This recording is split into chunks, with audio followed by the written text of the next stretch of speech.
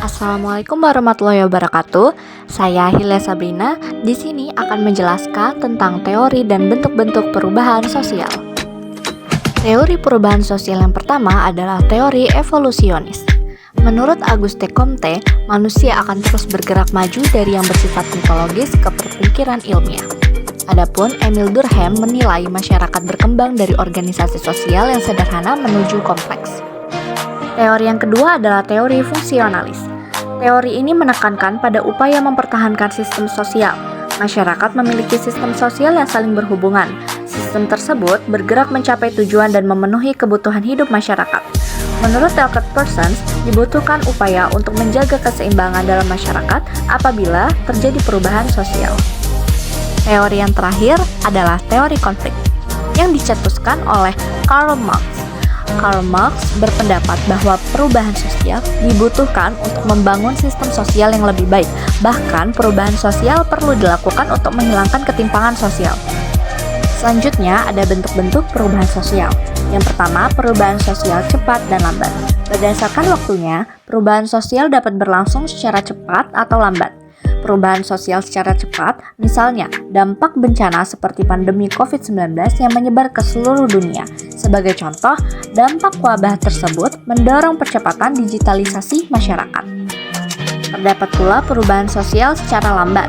Perubahan sosial yang membutuhkan waktu lama biasanya diikuti dengan perubahan kecil yang saling mengikuti secara lambat. Sebagai contoh, perusahaan peradaban masyarakat dari nomaden, praaksara, aksara, hingga modern. Bentuk yang kedua adalah perubahan sosial kecil dan besar. Perubahan sosial berdasarkan ukuran dapat dibedakan menjadi dua, yaitu perubahan kecil dan perubahan besar. Perubahan sosial kecil tidak menimbulkan pengaruh langsung bagi masyarakat dan hanya dirasakan oleh kalangan tertentu atau terbatas. Sebagai contoh, perubahan gaya atau fashion yang diminati oleh sebagian masyarakat. Sementara itu, perubahan besar merupakan perubahan yang memberi pengaruh luas bagi masyarakat. Sebagai contoh, penemuan internet dan perkembangan telepon seluler mengubah pola perilaku dan kebiasaan masyarakat di berbagai belahan dunia.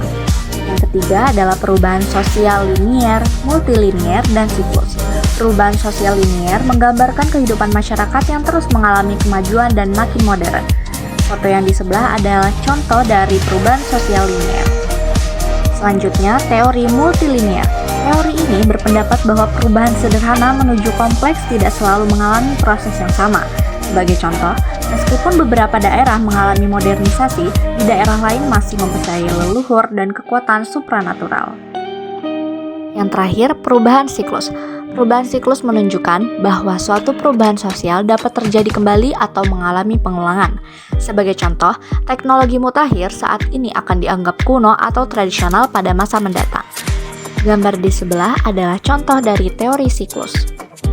Bentuk perubahan sosial yang terakhir adalah perubahan sosial direncanakan dan tidak direncanakan. Perubahan sosial yang direncanakan merupakan perubahan yang direncanakan terlebih dahulu oleh pihak-pihak yang hendak melakukan perubahan sosial dalam masyarakat. Sedangkan perubahan sosial yang tidak direncanakan adalah perubahan yang terjadi di luar kendali manusia, contohnya bencana alam atau pandemi. Kesimpulannya, banyak teori dan bentuk perubahan sosial, namun intinya sama.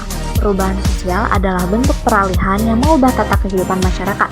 Manusia pasti akan selalu membuat inovasi baru yang membuat kehidupan kita dapat berubah ke arah suatu kemajuan ataupun kemunduran. Sekian dari saya, semoga materi ini dapat bermanfaat bagi kita semua. Saya akhiri, wassalamualaikum warahmatullahi wabarakatuh.